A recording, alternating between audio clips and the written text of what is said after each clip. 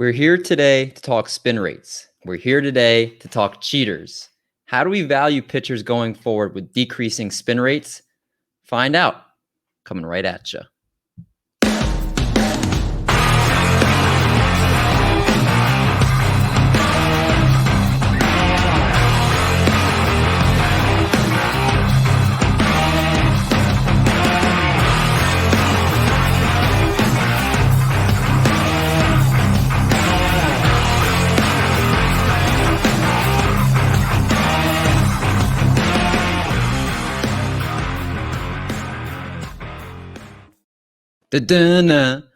Welcome back, everybody. Welcome back to the channel. Today, we got a very controversial and very interesting thing going on in baseball right now, and that is the spin rates and everything that's going on in the world of baseball with these pitchers and their decreasing spin rates, substance abuse scandals, the cheaters, some people are calling them, whatever you want to call them. But the reality is we got to reassess our fantasy baseball teams with these guys that have been caught with their hands in the cookie jar, or in this case, their hands in the spider tack. And we got to figure out how we're going to value them rest of season, because a lot of these guys we were counting on to win our leagues. So there are a few big names you saw in the thumbnail that I am going to talk about, but there is also a couple smaller names that I did want to bring up whose names were linked to a lot of different drops in spin rates throughout the pitches that they throw. Before I move forward, I do want to acknowledge John Anderson, aka Based God of Science, at John JONPGH on Twitter. He actually put together the leaderboards as far as the drop spin rate since 6/16. So if you don't know, June 16th was the day that MLB started instituting the 10-game suspension, 10-game ban paid, which I don't understand. That's a whole nother topic. But the 10-game ban for any pitcher that's caught with a foreign substance. So that's kind of when spin rates started dropping a little bit more, and we can kind of use that as a benchmark per se. So shout out John Anderson. Go check him out on Twitter. Again, the base god of science. Man, it's awesome. So talk about the first guy here, and it's not a sexy name, but it was last year, and that's Dylan Bundy. Oh, it lines up perfectly with my face. That's kind of pretty cool. So Dylan Bundy, minus 410 RPMs on his changeup, minus 349 RPMs on his curveball, minus 242 RPMs on his sinker, 3 pitches with at least minus 242 RPMs. But if you had Dylan Bundy using substance abuses earlier in the year, I wouldn't have known, because he's been absolutely dreadful. If you look last year in the shortened breakout season, he had a 3.29 ERA over 11 starts, and people were optimistic about Dylan Bundy. But this year, he's just been absolutely dreadful with a 6.58 ERA over 14 starts, left his last start recently. His breakout season didn't even, again, look to be fueled by spin rates.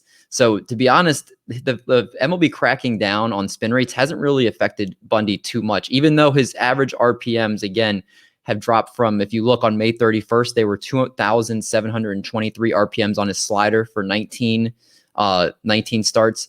On June 14th, that number fell to 2,468 RPMs. The fastball also dropped from 2,529 RPMs to 2,343 RPMs over that stretch. But again, I think the more interesting aspect with Dylan Bundy is he stopped throwing his slider as much, which was the key to his success last year in 2020. And now he's just throwing some plain Jane fastballs, which are pretty much topping out in the low 90s, 90, 91, 92, with no movement. So he was getting destroyed, and he decreased the slider usage 5% this year. I think that's more the reason why he was struggling. He needs to use that slider more. He's easily right now not worth adding to your roster. Keep him on the free agent wire. I would not worry about re-adding Dylan Bundy anytime soon. Let's scrap that garbage. Let's move on to our next guy, who also is when it comes to fantasy, another piece of garbage in a sense. That's Garrett Richards. Not a very handsome looking fella. I don't know what he's doing with that mustache or anything like that. But Garrett Richards might be the person that's going under the radar, that's being killed by this substance abuse stuff right now. And I'll show you really quick. This is if you look at the graph right now, his average spin rate by month. Yikes. Look at that in June. The spin rate just completely just tailspinned, if that's the right term of the word, completely shot down from when the MLB started cracking down on the foreign substances. You'll look minus 249 RPMs on his slider, minus 263 on his four seam, but most noticeably minus 500 RPMs on his curveball. And according to the leaderboard that John Anderson put together, that literally is the second most biggest RPM difference from before June 16th to after June 16th. He's actually the highest rated starter as far as the pitch thrown with the RPM difference. So Garrett Richards was not able to rely on that curveball, which has been a big part of his success. And you look at his ERA by month, he had a 2.97 ERA in the month of June, or I'm sorry, in the month of May. In June, that number 716, the whip going from 142 to 206.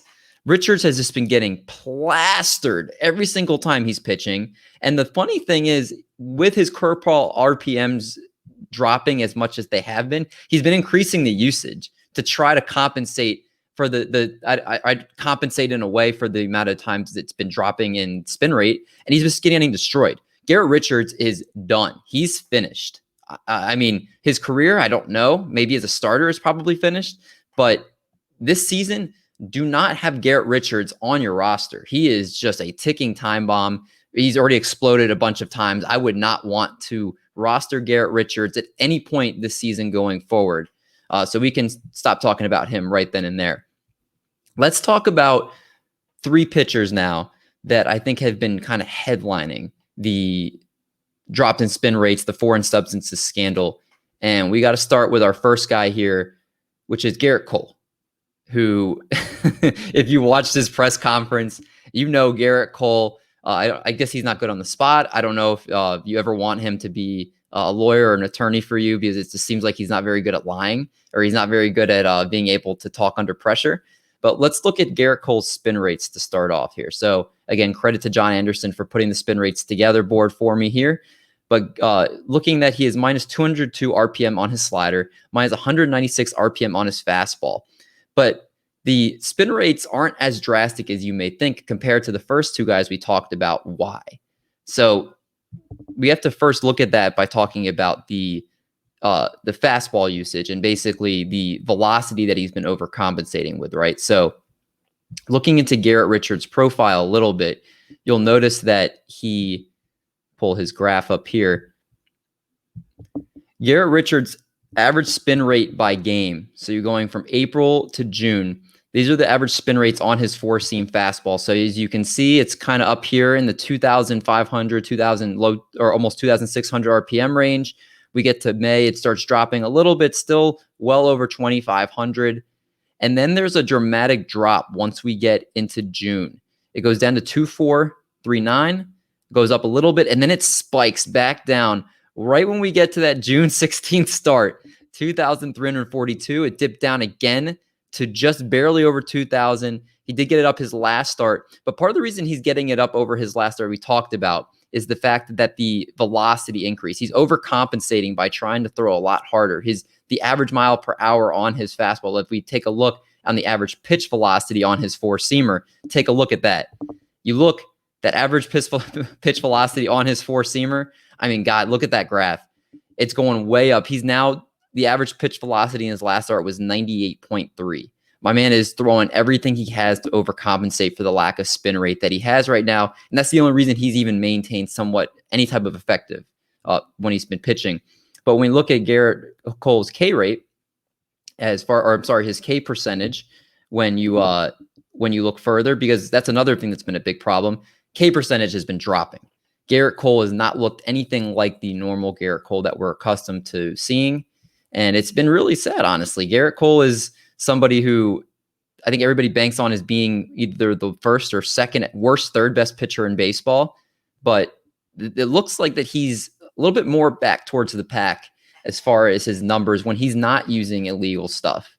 And it's, again, very interesting to me when you look more into his profile. So I'm going to pull up some highlights of Gerrit Cole recently getting knocked around. I feel like everybody likes seeing these cheaters get knocked around a little bit. And I'm going to share you a little bit more just looking into Gerrit Cole's profile as far as what he's been doing and everything like that. So with Gerrit Cole, again, I'm going to show you guys Gerrit Cole getting beat around a little bit for you guys to enjoy. He's turn that sound off there. Gerrit Cole over his last 5 starts, which basically cover the timeline which MLB made the foreign substance calls, he has a 4.65 ERA and has allowed 9 home runs and walked 8 over 31 innings pitched. That includes 2 5 earned run clunkers. The K rate, which we talked about, was nearly 37% at his peak, has now dipped closer to the mid-20s over that time. Now, is Gerrit Cole an elite pitcher at this point? Again, I don't know. I think at this point right now, he's back towards more of the middle of the pack. I would say you have him in that next tier instead of that elite tier. Right now, it's just been a mess with him. He looks like he's been trying to tweak everything with his start to start. He's up the use of his changeup in one of his most recent starts to try to keep hitters off balance, but he's not getting that same rise on his fastball. He lives on the rise from his 4-seam fastball, and that has not been there, which is why the home runs have been a problem. You'll see in a lot of these highlights that the ball is not moving on his 4-seamer like it was before. And it's going to be a new learning process for Cole to be able to pitch without having the extra rise he was having on his fastball, which made him an elite pitcher the last few years. The swing and miss stuff is still kind of there. The control is kind of seems like it's a little bit more off. The command, I think, needs to get a little bit better. You've seen a lot of these pitches aren't rising out of the zone. They're kind of staying in the middle of the plate. So it's going to take time with Gerrit Cole at the end of the day. You're obviously not trading Gerrit Cole right now. Gerrit Cole's value to you at this point to trade him, you're not going to get nearly what you paid for him. At this point, what I would tell you to do is if there's any way you can hold on to him, see if you can get a couple 2 or 3 good starts in a row, and then look to see if you can capitalize on trading him. But I think the days, in my opinion, of the elite Gerrit Cole, as long as this substance abuse stuff is going to be cracked down this hard, are over, and he's more going to be a very good pitcher instead of a very great pitcher. So it's enough about Gerrit Cole. Let's talk about our next guy here, and that's going to be the guy that everybody loves to talk about, Trevor Bauer. Trevor Bauer, the villain of baseball, the guy that I think everybody loves to see struggle, loves to see everybody do bad. There is obviously right now a scandal going on. He's accused of domestic violence, and that's totally separate from the fantasy baseball aspect. I don't condone it by any means. I'm just assessing his fantasy baseball performance for your fantasy roster, assessing how he's doing on the field right now. And that's kind of what we're just attacking at the moment. Let's take a look at the spin rates chart. You'll see Trevor Bauer. These are on the top of the top spin rate drops. He has minus 282 RPMs on his 4-seam fastball. Again, one of the top league leaders as far as RPM drops. And we know Trevor Bauer has been one of the biggest advocates of having people get in trouble for the foreign substance, but he's been riding the same train as everybody else as far as the foreign substance stuff. When you look a little bit more into Trevor Bauer's profile, though, I just want to share with you guys his kind of his StatCast page and kind of what we've seen from Trevor Bauer and his start-to-start thing here. So looking at Trevor Bauer, you'll notice his average spin rate by game first. And this is on that 4-seam fastball. And you can tell it started up here right around, it got close to 2,900 RPMs. And then it's dipped down way below to his most last start of 2,514 RPMs. So again, the spin rate, obviously a huge drop as you can see in the graph here. Another thing we're going to talk about, let's see if he's compensating with velocity. So until his most recent start, you can tell he's also been trying to throw a little bit harder. Until his most recent start, he topped out at 95.5 miles per hour, which up until, let's see, this was his next highest before that. That was 94.6 back in April. So he was up over a mile per hour faster in his most recent start. And if you look since June, he's basically been right at that highest mark right here, dipped down a little bit lower there, and then peaked right there. So he's definitely trying to, not necessarily the Gerrit Cole level, but he is increasing his fastball velocity. And then let's take a look at his K percentage over this time with that 4-seamer. And he's had a pretty drastic drop. Obviously, we have that one start outlier, but once it got closer to June, we notice it's just steadily coming down. The Ks, again, have been a problem for Trevor Bauer with the sticky substance being eliminated here. So we got to take a look in Trevor Bauer's profile. We got to figure out what the heck is going on and what can we expect to see from Trevor Bauer next season. So I'm going to put some video up of Trevor Bauer getting knocked around. So again, I think everybody loves to see that. And I'm going to read you just what we can expect for Trevor Bauer going forward here. So Trevor Bauer, boom, boom, boom. Here we go. Enjoy the highlights of Trevor Bauer getting smacked around while I read off what we can expect Trevor Bauer here. Trevor Bauer on May 31st, before he went into June, and things got crazy, we talked about the huge RPM drops. And that's something, again, that's just fact. The spin rates are a huge problem. Let's take a look at the ERA, because as far as do the spin rates matter for Trevor Bauer and for his production. In the month of June, he pitched to a 3.45 ERA, well, which isn't bad. That's pretty good. But it's far cry from that 1.98 ERA that we saw in May. The whip over that same time went from 0.68 in the beginning of the season to 0.99 in May. And then the most recent month in June, 1.44. So he's up to almost one and a half whip from being sub 1 his most 2 recent months earlier in the season. One of the things you'll notice is the increase in the walk percentage, which was 10.7%. And it was 7.8% over the previous 12 starts before that. The strikeout rate also went down to 27% over the 19 innings that we were counted instead of the 33% K rate over the first 76 innings overall. And the decreased spin rates seem to make it so that basically batters are walking at a higher clip and he's striking out guys less. He's still pitching a bunch of innings, which is good. And obviously, it's only a 4-game sample size since the substance abuse policy has been cracked down on him. But I'm very interested going forward to see if he can still be that potential top 5 starting pitcher, or if the spin rate declines are going to, again, bring him back down to more of a top 12 pitcher, but more to the back end of a top 12 rather than a top 5 as we've been expecting of him recently. Remember 2019, this was a mid-4 ERA pitcher. This was not anything near what we saw in 2020 with the Reds, where he all of a sudden took the world by storm. So keep that in mind with Trevor Bauer. I would expect still good ace production if he's on the field. Obviously, we don't know what's going to happen with the scandal off of the field, but for right now, I would expect Trevor Bauer to be a useful starting pitcher as long as he's expected to play and be on the field, especially with that Dodgers offense behind him. All right, let's get to the last person we're going to talk about, and that's going to be Mr. Corbin Burnes.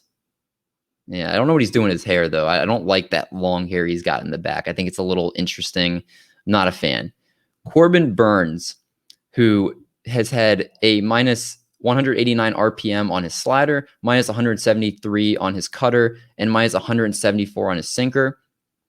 One of the things that we noticed is his whip has shot up to 1.5 from a sub 1 each of the first 2 months. Again, I expect to see something similar in his profile as we look into Corbin Burnes' profile, similar to what we saw with the first few guys here, except there is a small little difference with Corbin Burnes. Corbin Burnes throws his cutter more than anybody else. That's his go-to pitch. His four-seamer isn't that, as you can see on the graph here. Four-seam fastball is his least used pitch. So we want to look more at his cutter. So if we go and look at his cutter and the K percentage first, you can tell that the cutter has definitely shot down in June. This is starting at the beginning of June.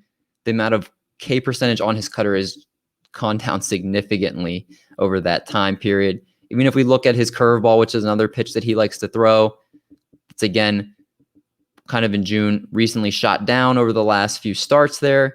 And overall, if we look at all his pitches, Corbin Burnes does throw a lot of them. You can see a lot of them have basically come down over the last month or so. While at the same time, let's take a look over at his spin rates. So his spin rates haven't been as drastic as Bauer's and Cole's, but you'll notice that they have gone down some. As again, if you're looking, he throws a lot of different pitches, but they all have steadily gone down some. And sometimes you just need for the spin rates to go down some for you to become from an elite pitcher to an average pitcher, right? And we see that with the spin rates here, that they are going down, again, not drastically as much as everybody else. Let's look at his swing and miss percentages. Big part of Corbin Burnes' game. Again, you'll see a lot of the graphs starting up here, and they've been steadily kind of coming down. So again, Corbin Burnes is somebody that is definitely feeling the effects of this, but not to the same level that Bauer and Cole have been. looking at his average pitch velocity by game, it's been pretty consistent for the most part. So he is staying right around the mid 90s for his cutter and for his sinker. Two of the pitches he throws the most for sure. So Corbin Burnes is definitely not somebody I would expect to be as affected as much going forward. His K rate is down. The K percentage that his K percentage is overall down. He obviously doesn't look like the guy that set at the time a record for the most amount of strikeouts without a walk. He's definitely not that pitcher anymore.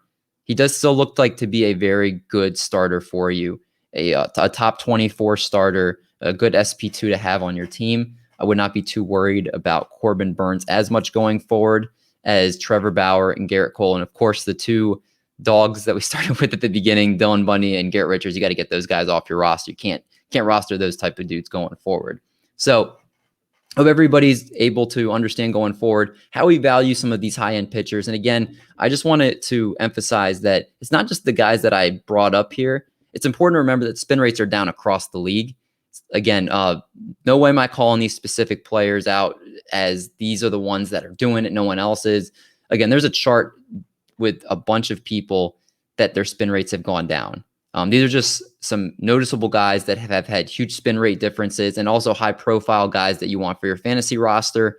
But again, it's done across the league. And a lot of these people aren't cutting them cold turkey. So they are kind of figuring out how to approach things going forward.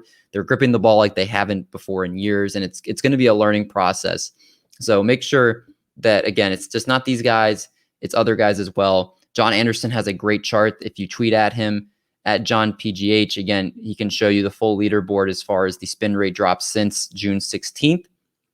But I appreciate you guys coming and checking out the channel. It means a lot to me. I want to make sure we have good content like this so we can help you answer any questions you have about your fantasy baseball rosters going forward, and would appreciate y'all to go and subscribe to the Triple Play Fantasy YouTube channel right now. Obviously, we don't just do baseball content here. We do baseball. We do football. We do basketball. We have movie minutes.